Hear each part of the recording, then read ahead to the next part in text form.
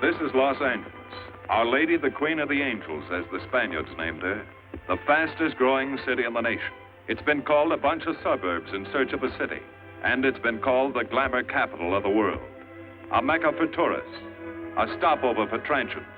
A target for gangsters. A haven for those fleeing from winter. A home for the hardworking. It is a city holding the hopes and dreams of over 2 million people.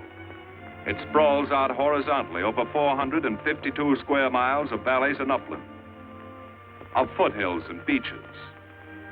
Because of that vast area, and because of a population made up of people from every state in the Union, Los Angeles is the largest police beat in the country, and one of the toughest. We're going to take you into the city hall where police headquarters are located. Here in communications are the ears and voice of the police. The lights on the complaint board flash 24 hours a day. Citizens reporting a prowler, a lost child, a man molesting a woman, an auto accident, a wild party. Spend an hour or two here and you will think the whole city has gone berserk. Minute by minute, the orders go out to the radio cars in the far-flung divisions. Watts and Wilshire and West Los Angeles. Hollywood and Hollenbeck Heights in North Hollywood. The work of the police, like that of woman, is never done. This is the case history of a killer, taken from the files of the Detective Division. The facts are told here as they happen. The story properly starts here in Hollywood Division headquarters at 1 o'clock of a June morning last year. Officer Robert Rawlins had finished his tour of duty and signed out. It had been a tough day. He'd be glad to get home. His wife would be waiting up for him as she always did.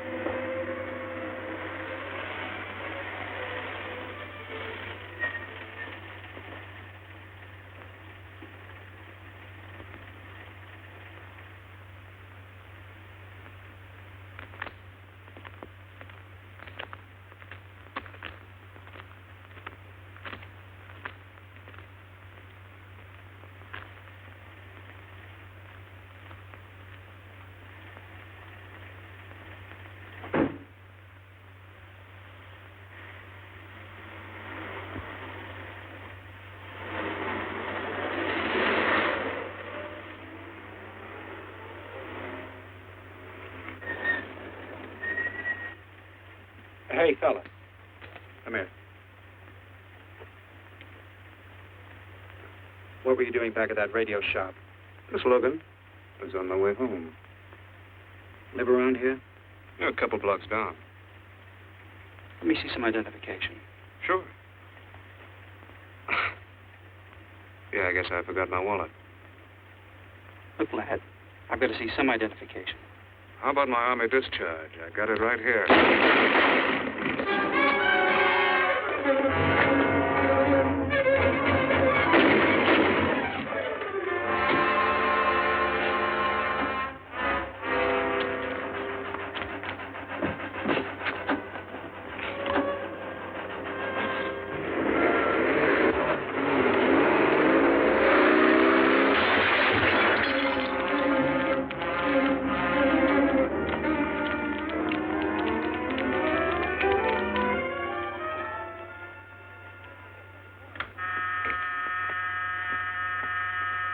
Police Department, Operator 27. I want to report the shooting of a policeman. Hold on, please. Give me that again, please. I'm calling to report the shooting of a policeman. What's the address? 5057 State Street, just west of Santa Monica. Just a minute. Receiving hospital. Operator 2. Operator 27, 5057 State Street, 5057 State Street. An officer has been shot. Send an ambulance. All units in the vicinity of State Street and Santa Monica Boulevard. Proceed at once to 5057 State Street, 5057 State Street. An officer shot. Code 3.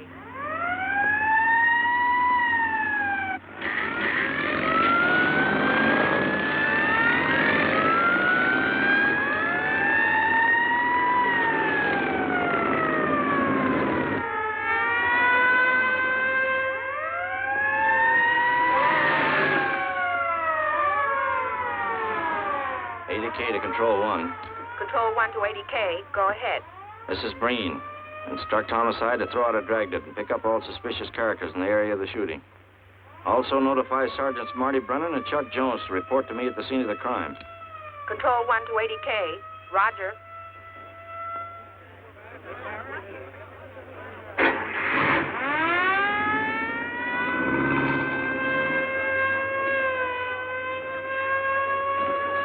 I see. Well, what have you got so far?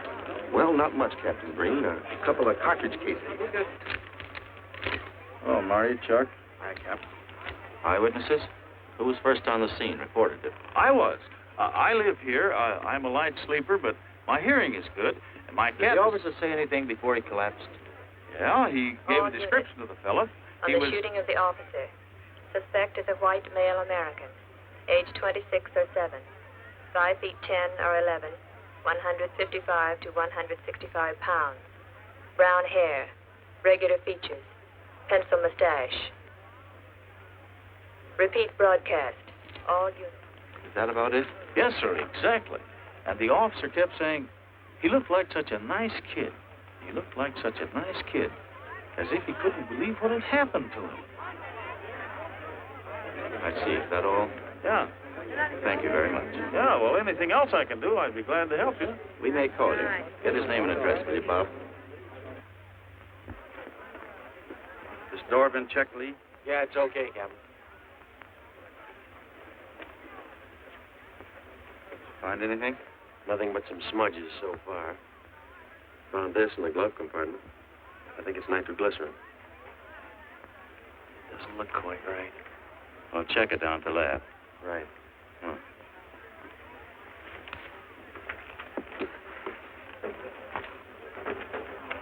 Open this up, Joe. No key, Captain. I'll try it open.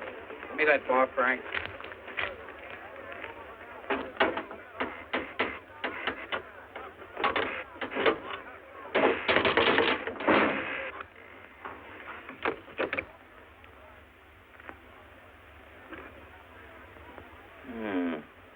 Regular arsenal. Yeah, get a load of that. What is it? I don't know. It looks like some kind of an electrical device. United States Navy. It's either stolen or war surplus. Send all this stuff down to the lab and check the serial number on that Navy equipment. Yes, sir. Captain Breen. We found these in the weeds over by the radio store.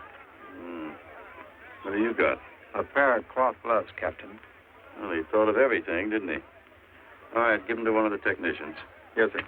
Marty, you and Chuck come along with me. Let's go downtown and see what they picked up in the dragnet. Right.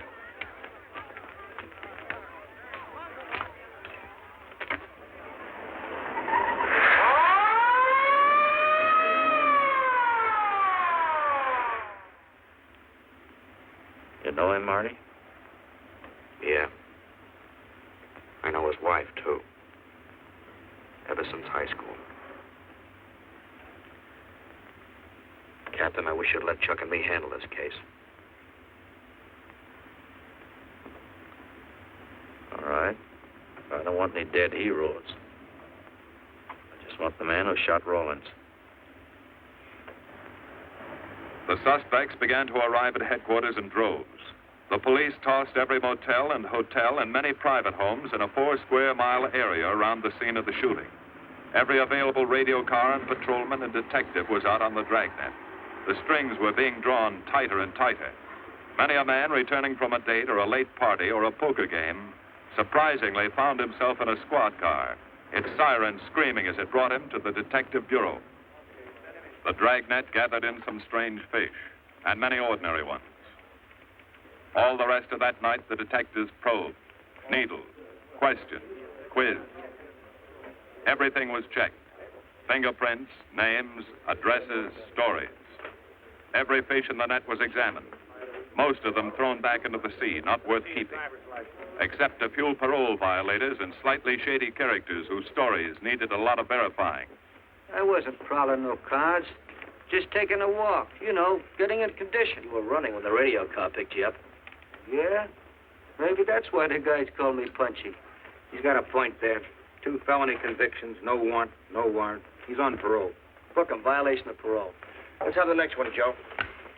What were you doing in that vacant lot? The vacant lot. Lot? What were you doing in it at that time of night?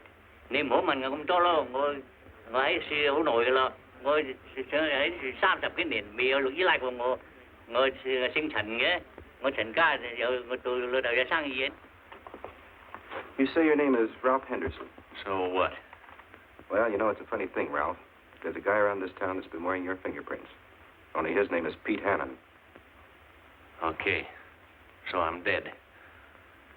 So what's one more confession in my life? Now you're talking, Hannon. Okay, Andy. Oh, Harry. What have we got here? Oh, some robbery suspects. Candidates for San Quentin. Handsome here is the big shot. He runs the outfit. Have a gander at his record. Car theft, escape from reform school, robbery, assault with a deadly weapon. Not bad. Look at the heater we found on him. German Luger, fully loaded. Redhead here tried to carve up one of the arresting officers with this pretty toy. Nice boys. By dawn, many minor wrongdoings had been uncovered, and a few incipient felonies. The checking of the suspects had been thorough, painstaking, and tedious. But all the work was for nothing. The man who had shot Officer Rollins was not among them. He remained no more than a description, a shadow of a man, mysterious, elusive, deadly, hidden away somewhere in the vast city. As for Rollins himself, he couldn't help. He was in a coma at receiving hospital. Mrs. Rollins waited out the long, tense hours while her husband fought to live. Many another officer's wife had so waited. Many another will. The word came shortly after sunup.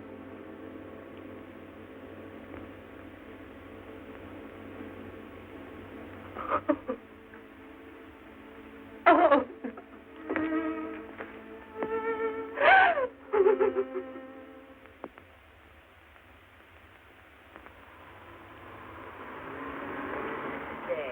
A white male American, 26 or 7, 5 feet 10 or 11, 155 to 165 pounds, brown hair, regular features, pencil mustache. This was no frightened fugitive. What went on in his mind? Why had he set his hand against his fellow men, taken the life of another, of a stranger, of a man who was merely doing his duty? He must have some plan, some goal that called for sudden death to anyone who got in his way.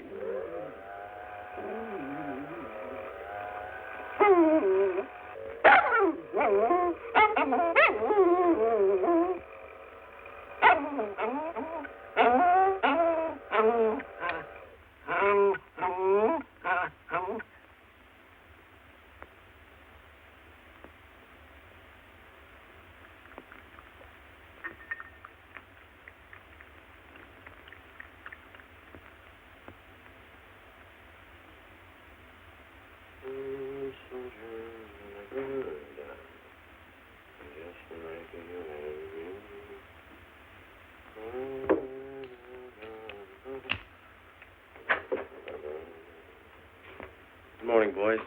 Morning, Lee. Hi, Professor. Well, I thought this was safe-cracker soup. You gonna drink it, I hope? I'm really a nice guy. Stick around. I'll prove it. Come over here.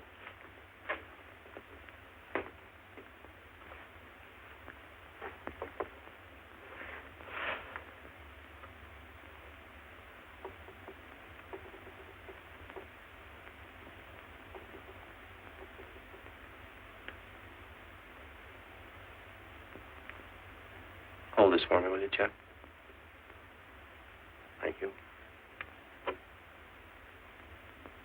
Now, if you'll hand me that hammer, Marty.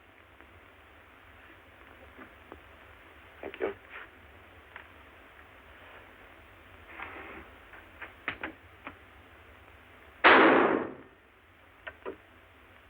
Yeah. Nitroglycerin. I didn't ask for a collection of fingers, just fingerprints. All those nice fingerprints on the car belong to the man it was stolen from, Cap. Nothing on the guns or picklocks? Not even an interesting smudge. The gloves? Common type, worn by undertakers. I'll check on them. They won't show anything. What did your scientific test show? A couple of little things. Tool identification on these picklocks. I got one under the scope. You want to take a look? Yeah.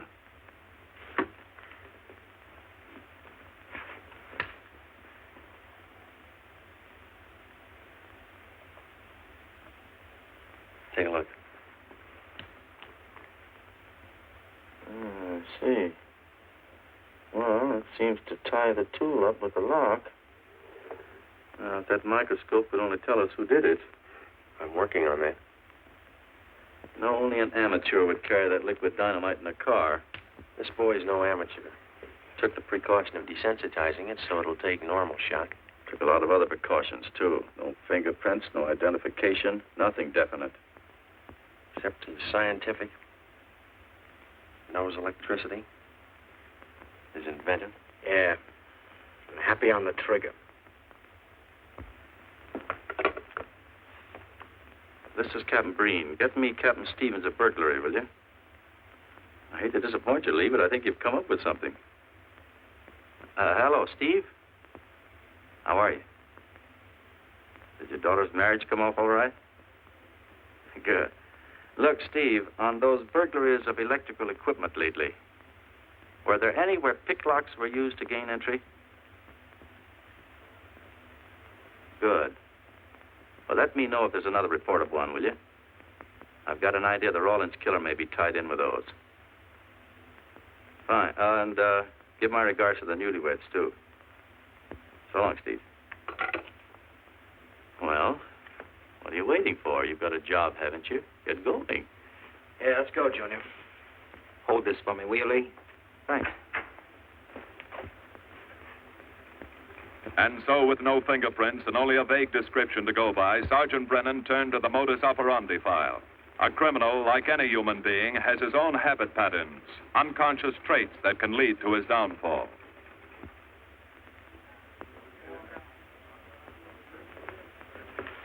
Well, there you are, Junior. List of burglars who use picklocks for entry.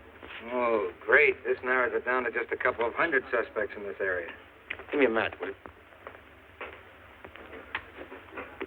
That may not be so bad. This guy's improved on the system. Maybe he's left his trademark on some other job. Well, here we go, legging it all over town, asking a million questions. What you paid for, isn't it? Am I paid to associate with you, too, Junior? You could do worse. Not this year. Come on.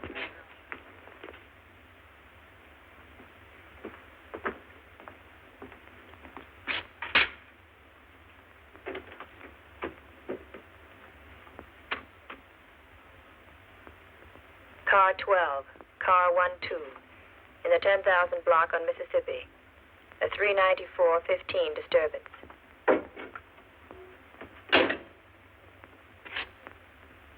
Car 80K, code 1.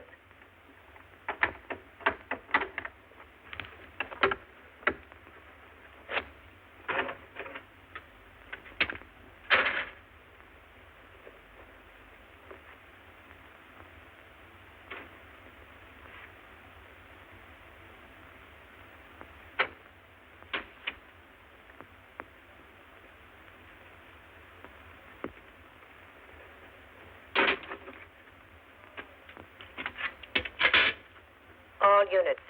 On the broadcast of the suspect arrested in the shooting of Patrolman Rawlins.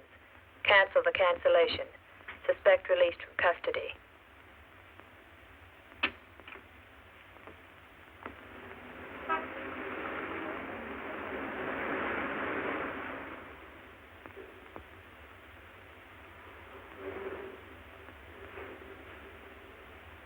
Oh, hello, Mr. Martin. You find Mr. Reeves in the machine shop.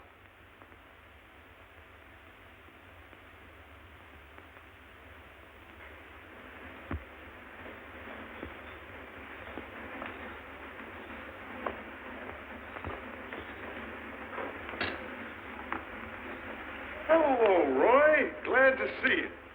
How are you, Mr. Reeves? Fine. I was hoping you'd drop in. I wanted to thank you for showing us how to handle that repair job. Helped a lot.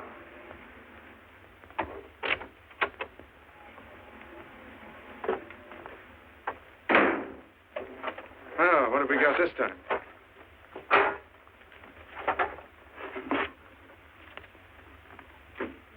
Sewer graph.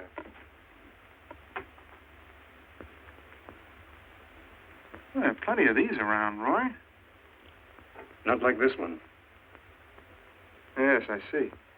I suppose, as usual, you've added your own improvements. You know, it seems wrong that a man of your talents should bother consigning equipment for rental. I'd like to see you devote yourself entirely to experimental electronics. It'll come one day. Out of a place like this. Well, why wait? I've got a pretty good setup here. You'd have modern equipment to work with, a lab, and my confidence. Thanks, Mr. Reeves. I have other plans. But, Roy, you can't tell where it'll lead. Might even work your way around to a percentage of the business. I like it this way. You just rent out my equipment. All right, Roy. All right. But if you should change your mind. I'm not likely to change my mind. I suppose you want me to set this up for rental, too. Mr. Reeves, you've already got 5 pieces of my equipment. And you'd like to know what results I've had from the rental so far, Well, I can't say as I blame you. I think you'll find this satisfactory. Satisfactory. Goodbye, Mr. Reeves. And you'll come back again soon, won't you? Sure. Oh, incidentally, how's that television projector coming along? The one you said would reflect a 12-foot image. Still working on it. I just wanted you to know I've already set up a rental on it. In fact, I think they'd like to buy. It'll come pretty high. Oh, money's no consideration with this customer.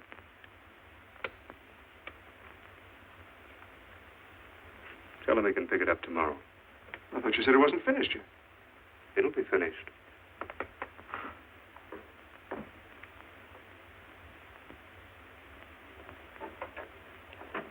It uses an image fixer and then projects by ordinary incandescents. Roy, this is the best television projector I've ever seen. Let's hope that your customer thinks so. He will. Yes?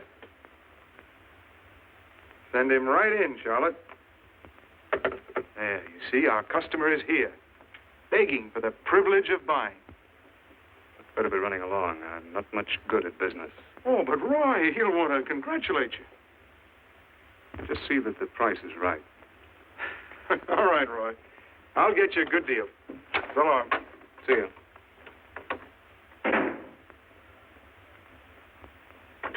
Well, Mr. Dunning, come in.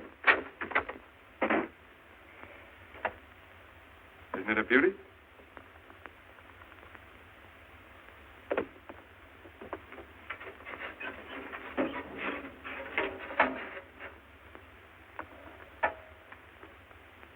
It's a beauty, all right.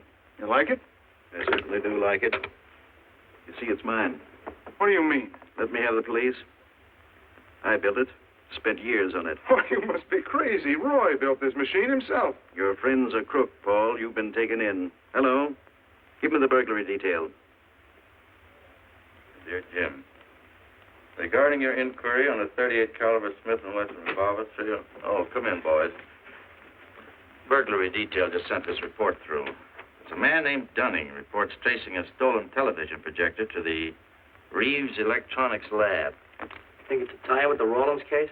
Well, take a look at this fellow Reeves and see what gives. I'll notify burglary we're following up on it. Right. Come on, Junior. What else did he place with you for rental? Oh, a number of things. All war surplus that he bought on his veterans rating. Oh, is this more of his equipment? Yes. Yes, he left it here on consignment. I'm sure that Roy can explain everything. Well, maybe he can, Mr. Reeves, if you'll tell us where he lives. But I don't know. Mr. Martin's on the phone, sir.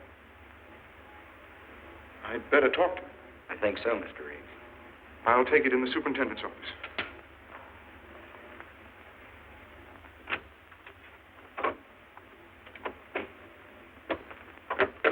Tell him that you sold the set, and his money's waiting for him here. Find out what time he's coming by. Put Mr. Martin on.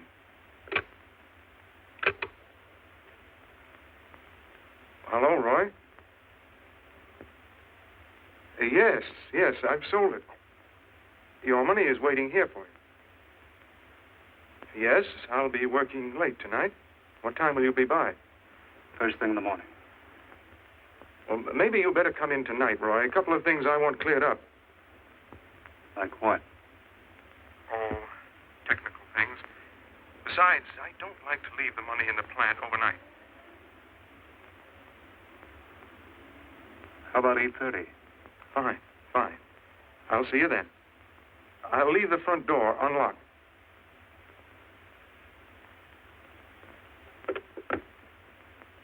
You'll be here at 8:30.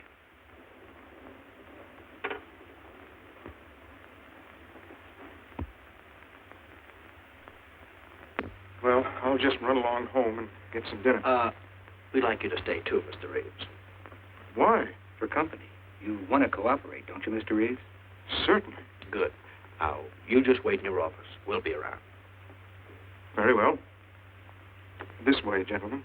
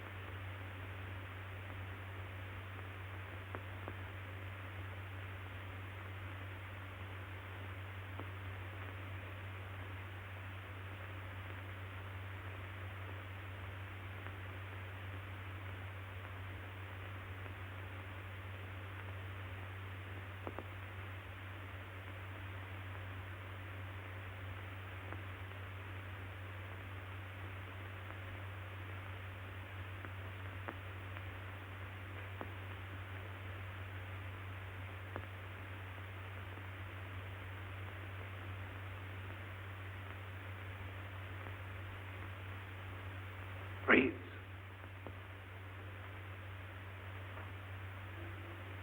That you, Roy?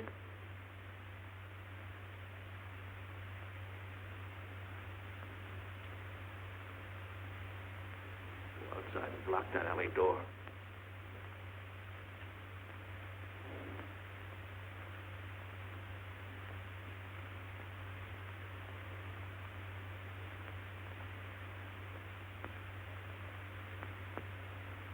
Where are you, Roy?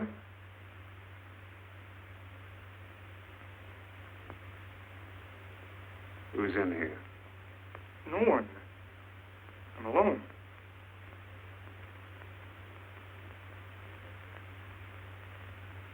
Come on in. I've got your money for you. Bring it out here. All right. Just a minute.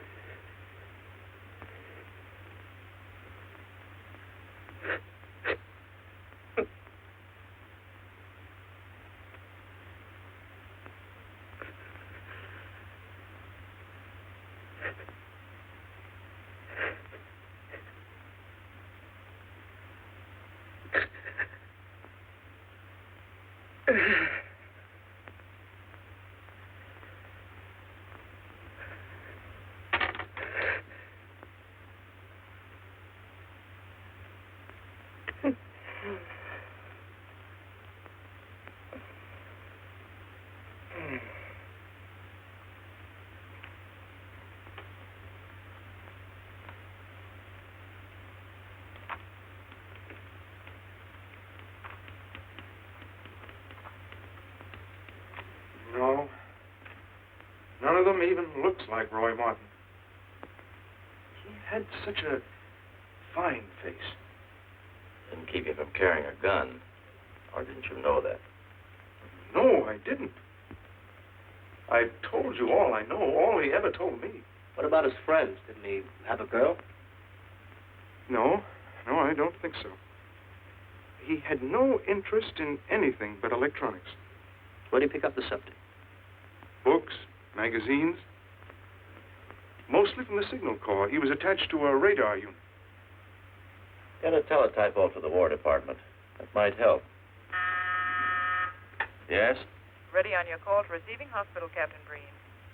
Hello, this is Captain Breen. What is the latest report on Sergeant Jones?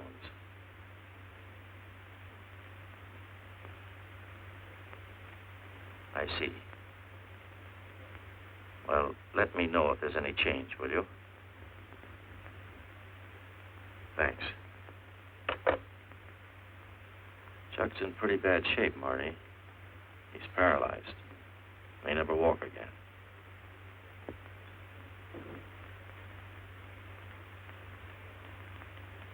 Oh, I'm sorry. It's funny that Martin showed up at 7 when he told you he wouldn't be there till 8:30. I don't know why. Except he was always unpredictable. I'll tell you why. Because you warned him. That's why he came early. That's why he came in the back way. But you heard me tell him the front door would be open. And the key didn't let him in the back way? He must have had one made. Why don't you tell us the truth? Marty.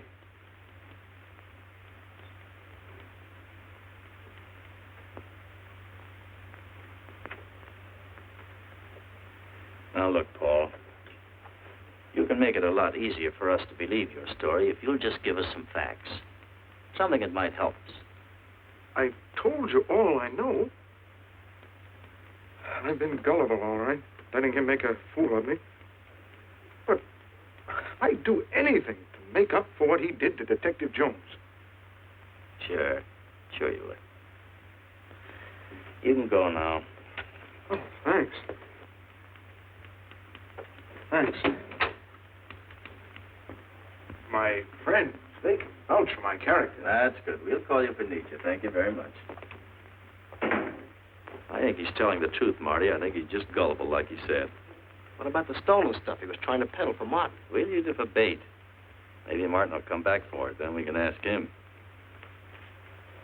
Here. Nevertheless, I want a 24-hour tail put on Reeves, and I want to watch on his home and his factory. Right. You can keep those. Okay, Captain.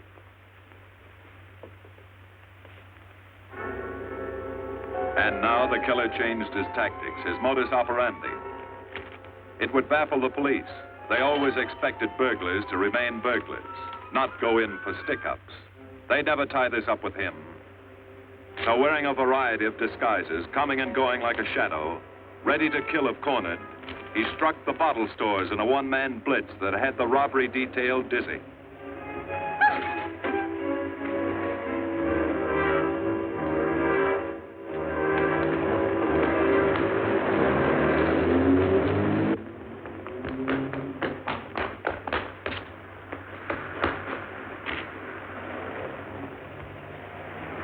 The killer, always resourceful, always thinking along lines that would baffle his hunters, had discovered an ideal avenue of escape. Under Los Angeles is a vast and intricate system of huge storm drains built to siphon off the flash floods of the rainy season. Many of the tunnels are large enough for 2 cars to drive abreast. Here were 700 miles of hidden highways, ideal for the use of someone who needed to hurry from place to place without being seen. Ideal as a hiding place for guns and supplies in case of emergency. What does it mean? Well, the reason I asked you to come over is I think I've hit on something.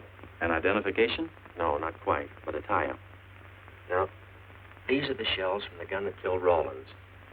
These were fired in the liquor store holdup in which the bandit got away.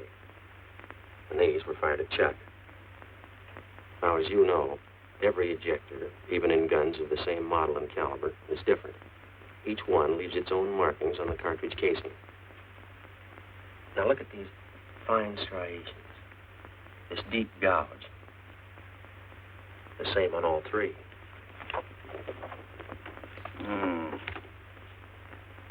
In other words, the man who killed Rawlins and the man who shot at Jones and Brennan, the stick-up who's blitzing the liquor stores are all the same man. Right. All we need to know is what that man looks like. Get me Chandler in robbery, will you? I've got an idea about that. Also, it'll give us a chance to see if Reeves is on the level with us. Steve, Breen, about those blitz holdups you're on. Round up all the victims and have them down here tonight, will you? Oh, it's just a little scheme. Thanks, Steve. That's good. Now sketch another one of the same type, only this time thin it out a little, huh? All right. Hi, Lee. How's it coming? Be ready for tonight? We'll be ready. Think it'll work? It should. Where'd you get the idea? From a kidnapping case in Chicago. But I thought these slides might be an improvement over the method they used. Could be. Captain thinks so.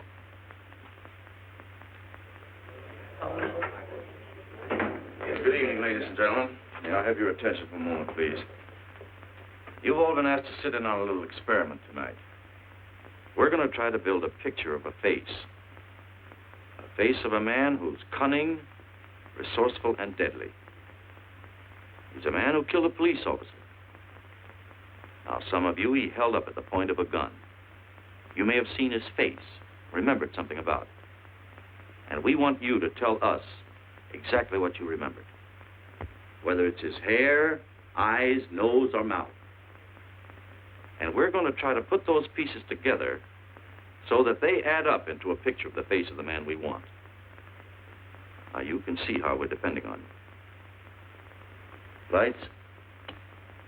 Now, first, we're going to concentrate on the type of hair our man had. And if the picture looks anything like his hair, I want you to speak right up. All right, the first slide, Lee.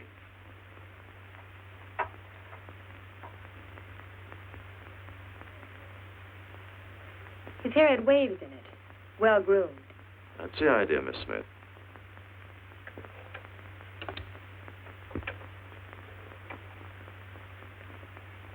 Is that any closer? No, it was parted on the side.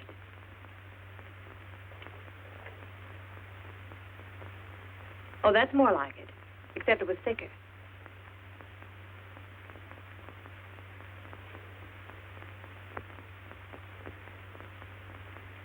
Oh, that's very close. Yes, that's the way his forehead looked. It was broad and high. All right, hold that slide. Now, the next series of slides will take into account his eyes.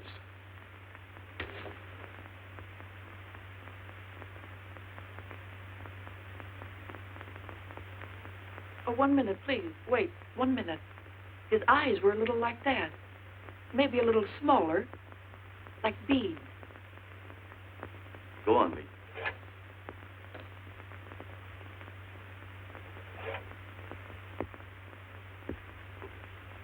Now you've got it. Now, hold that slide, Lee. Anyone else? That looks like him, only a little madder. He had a patch over one eye when he come into my place of business. I remember noticing that the one showing was blue. Well, the guy that stuck me up had on horn-rimmed glasses. He was wearing a Band-Aid across his nose when he knocked me over. Uh-huh. All right, hold that, Lee. Well, so much for the eyes. Go ahead.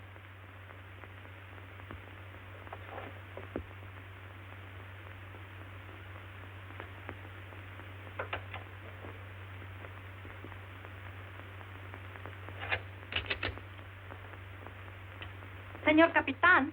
Yes, Miss Montalvo? Ay, ¿cómo se dice en inglés? A sus órdenes, señorita. Ah, qué bien. En este bandido, la nariz fue chata, como aquella, pero un poco más chata y más ancha. Like that, Captain, but more snubbed, wider. Try another one, Lee. Como aquella. Casi la misma. She says that's about it.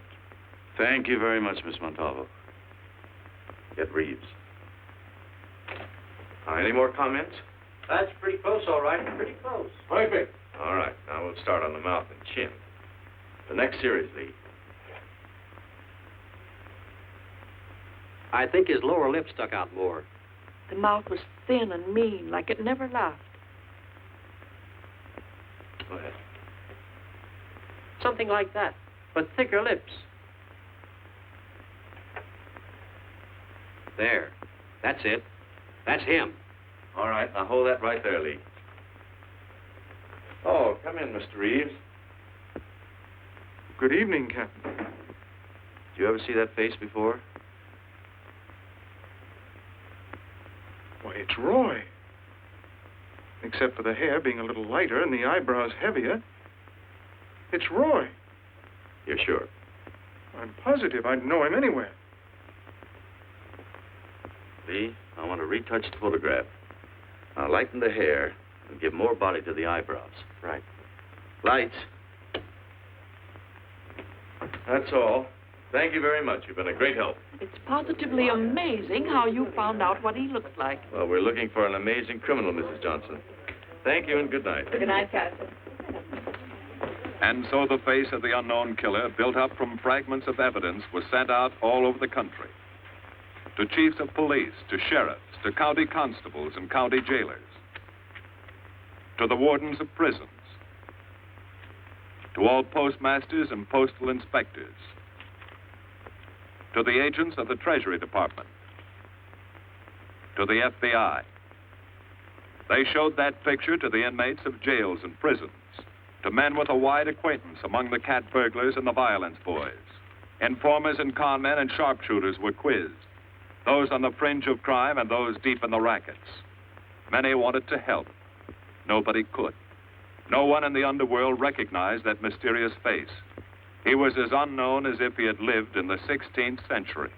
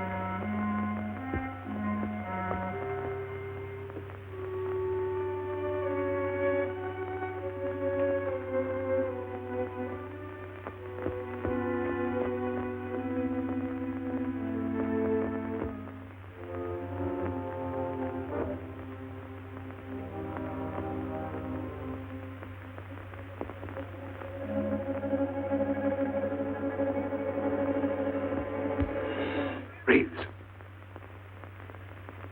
Roy.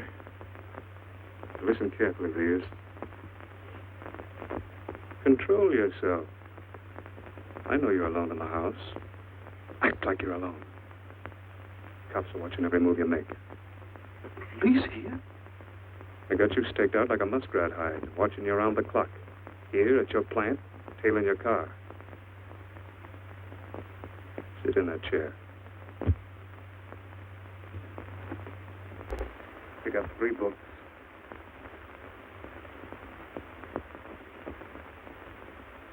Don't look up and don't answer me.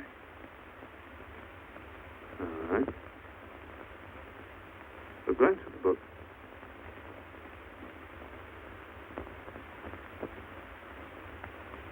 Take one of them.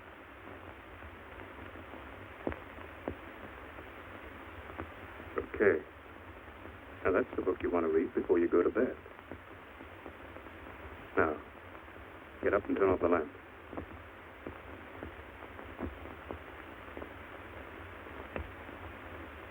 Come here. Come here.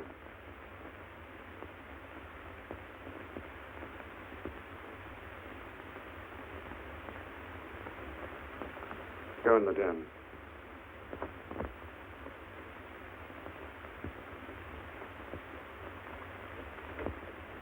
Follow the straight stack.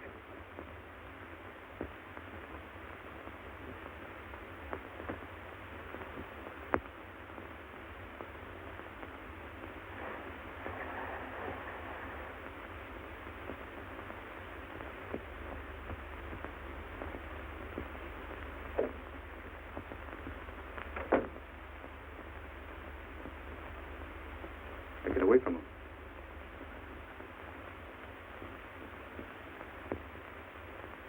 What do the cops know about me? Not very much, Roy. No fingerprints. They haven't even got a picture of you. They're trying to make one.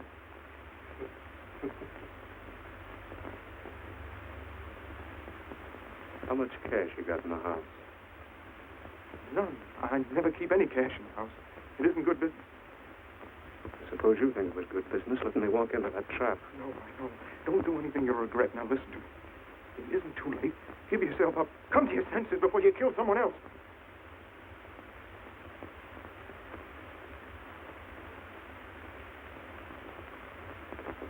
What do you mean, someone else? What do you mean? Nothing. There's two officers. They said one of them might die. But he's still alive, isn't he? Reeves? I never thought you'd stooge for the police. You almost got me killed. Look, Roy, you know the police are right outside. You'd never get away with it.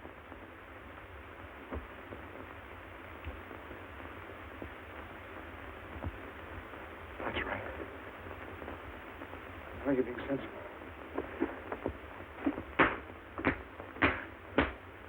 I know there's money here. Where is it? Don't worry. I'll get it.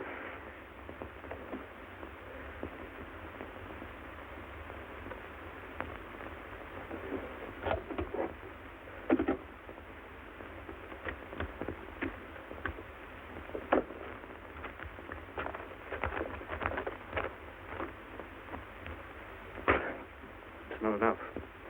Stuff you've got in mind is worth thousands. I'll get more. Get it. Keep it handy. I'll be back next week and next month. But get it and have it ready. Just give me time.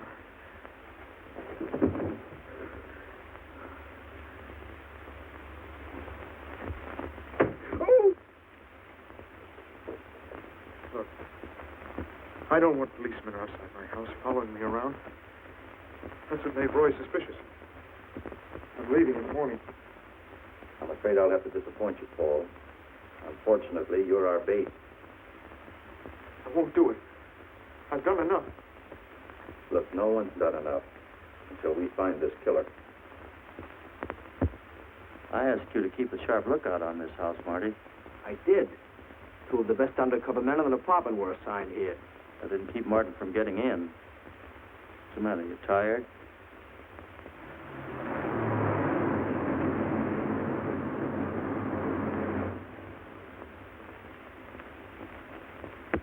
You got any idea how long you've been on this case, Marty?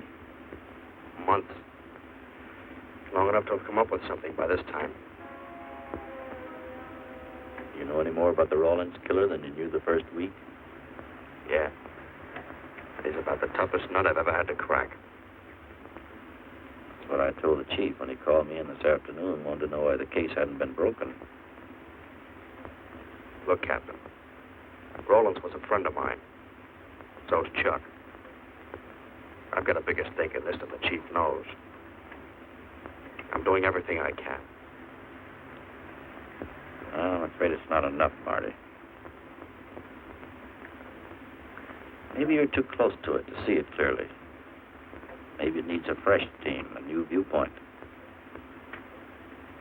I think you better take a couple of weeks off, Marty. Starting tomorrow. Anything you say, Captain.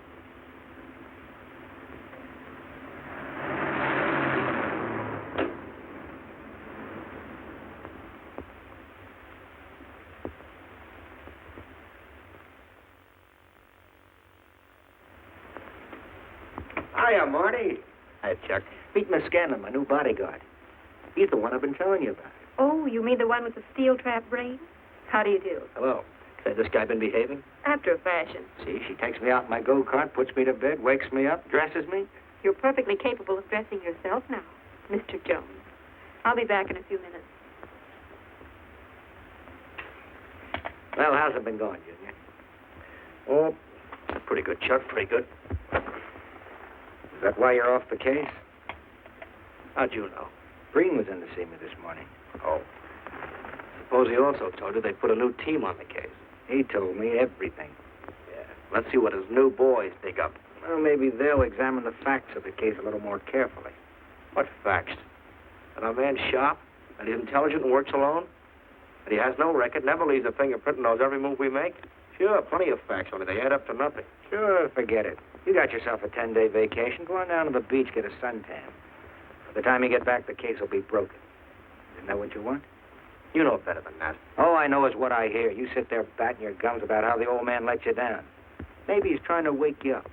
He's got a funny way of showing it. There you go, flying off the handle. Always taking things for granted. I wish I could get up and boot some sense into you.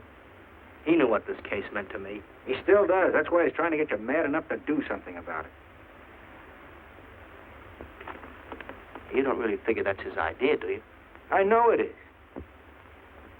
It's a tough case, Chuck. Not an angle, nothing to go on. You'd know what I meant if you were out working with me. I have been working with you. That's all I've had to do lately, just sit around studying what little facts we have, trying to figure out who he might be. You know the kind of a guy we're up against, then. I tell you, Chuck, this guy's a genius the way he operates. As if he were right there with us every time he go out after a lead. Oh, sure. Breen's been tipping him off just to make you look bad. Yeah, almost like that. Well, he beats us to the punch every time. There's your angle. You just hit it on the head, but you don't see it. Look, start adding. 1, he's unknown to the underworld. 2, he beats you to the punch, right? And 3, it's almost as if he were with you. Isn't that what you said? Yes. Well, tie that up with a lot of other little things, like the fact that he uses a police gun and the accuracy of the shooting. Anybody could buy a police gun, and the Army could have taught him how to shoot. Yeah, but who taught him how the police operate? Oh, I know what you're driving at, Chuck, but a cop. Those things happen. Yeah. Now, if I were still in the case, I'd start with our own department first, then Santa Monica, Culver City, Burbank, Pasadena. See you later, Junior. Hey, don't let him out of your sight, beautiful. It's the first time in years he's used his head.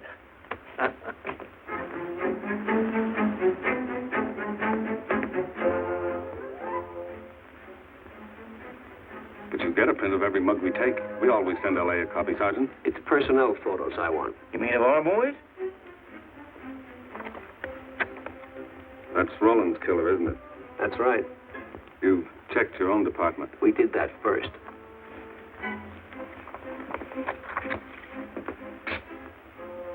And so the tedious quest went on. Sergeant Brennan wore out his shoes and his patience, going from police station to police station, checking photos until his eyes were blurry.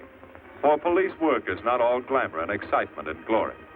There are days and days of routine, of tedious probing, of tireless searching, fruitless days, days when nothing goes right, when it seems as if no one could ever think his way through the maze of baffling trails of criminal leads. But the answer to that is persistence, and the hope that sooner or later something will turn up, some tiny lead that can grow into a warm trail and point to the cracking of a tough case.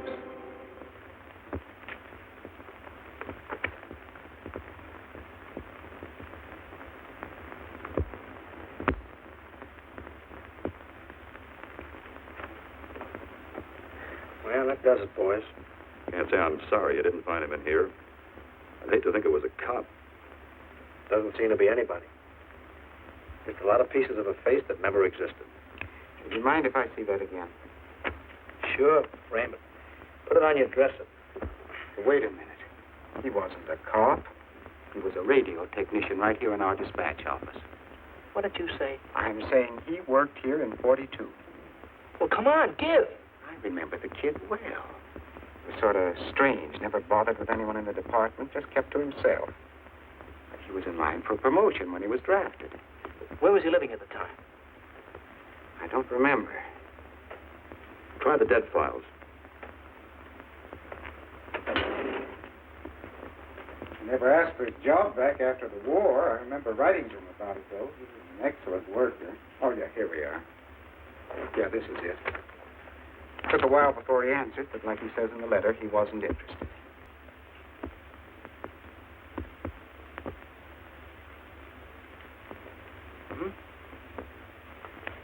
Postmarked Hollywood. No return address. What do you want us to do? All the work?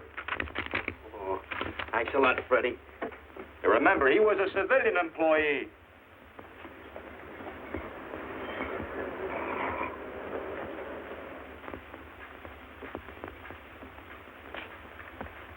Well, how about it? Anybody recognize him?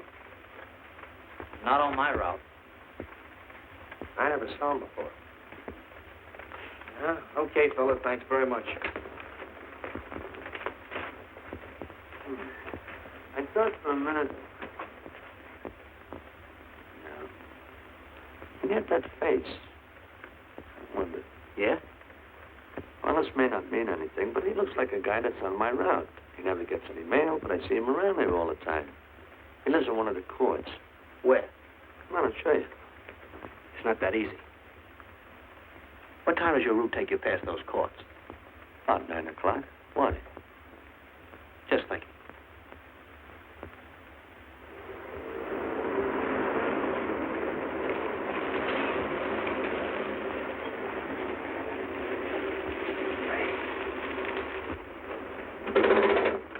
You got any chocolate milk?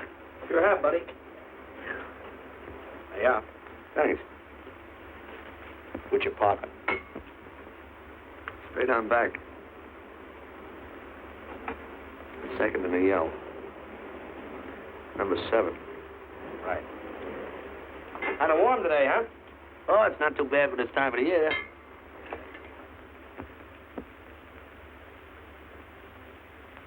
Good morning. Morning. Your mules are out, aren't you? Yeah, substitute. What happened to the other fellow? Sick. Oh, what's the matter with him? I don't know. I catch everything. Hear about it on the radio, and next morning I got it. Too bad. You aren't very social. The regular fellow always stops and talks to you. Sorry, Letty, I'm a little late this morning. I was hoping maybe you could help me. There's something very funny going on in this court. Yeah? I was scared to go to the police with it. I thought maybe I might be poisoned. What? Yeah. By the manager. She's a witch. He's a what? A witch. She puts poison in my milk. Oh, I see. Look. You switch the bottles when she isn't looking, see? Drink her milk. Then you'll be safe, right?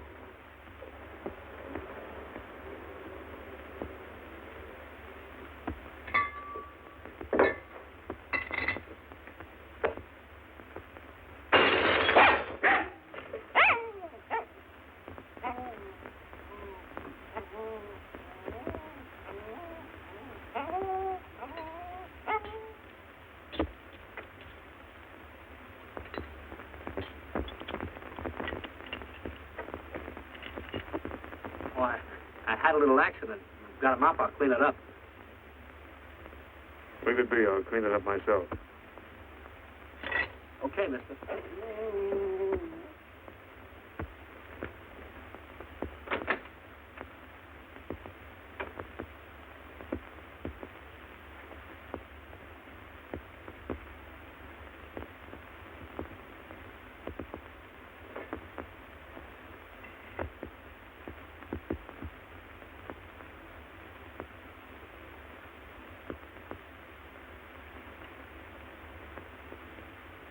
The place is called Bellevue Court. I drew this from memory, but it's pretty close. That's where he's hiding out, right there. You sure he's our man, Marty? Captain, I couldn't go wrong on that face. He's our man.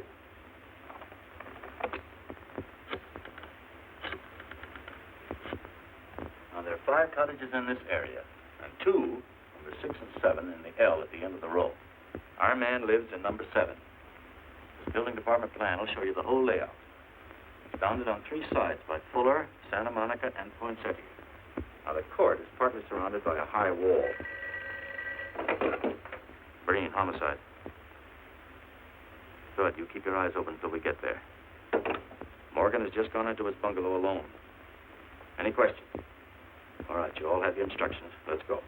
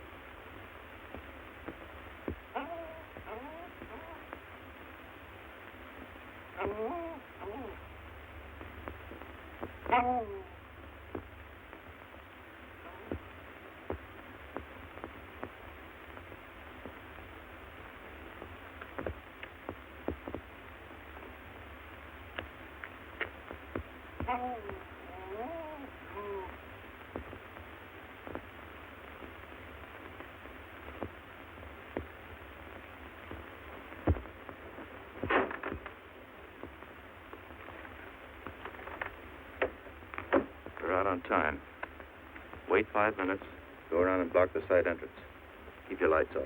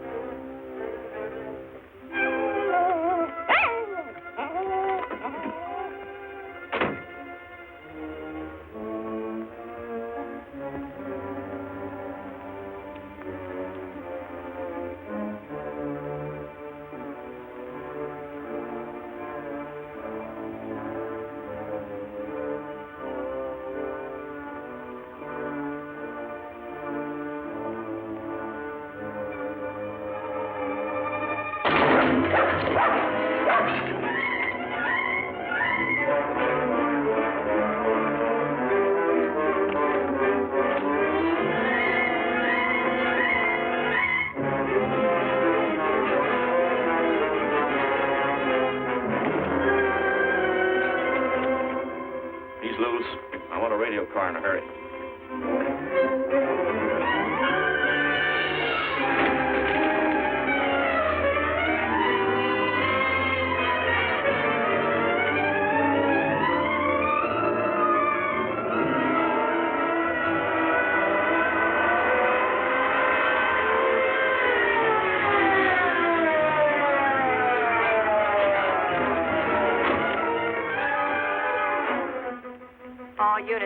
All units in the vicinity of Santa Monica and Fuller. The murder suspect in the Rawlins killing is at large.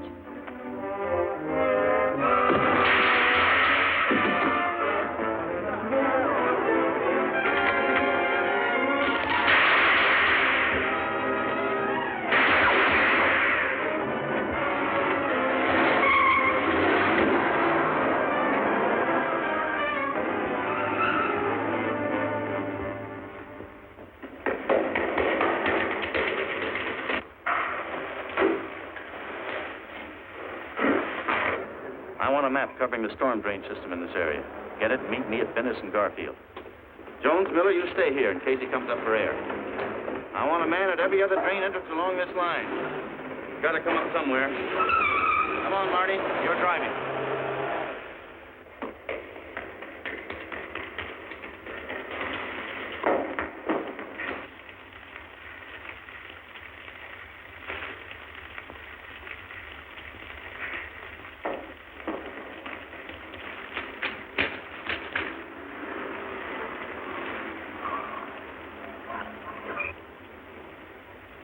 Keep this drain covered.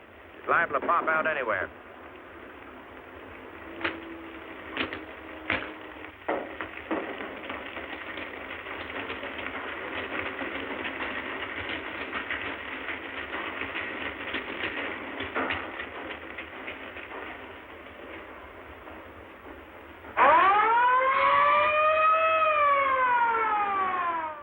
Why Venice and Garfield, Captain? It's the main intersection of the system. We can head him off that way.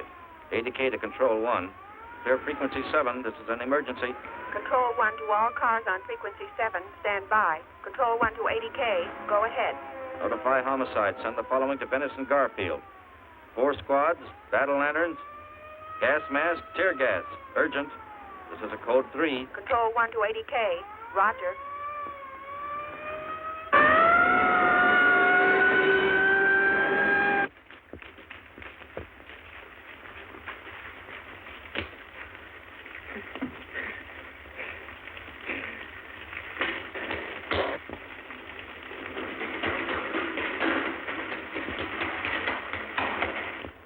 Probably head down this main drain to where it comes out at the Rio Hondo. Now, you take your squad and cover that exit. Right. Keep all spare radio cars cruising back and forth along this main street. Watch the curb inlet. We'll go in here.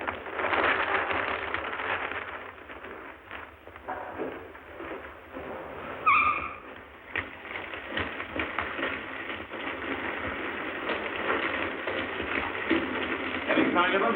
No. We've searched every foot between here and the Rio Hondo outlet. And he must be up ahead.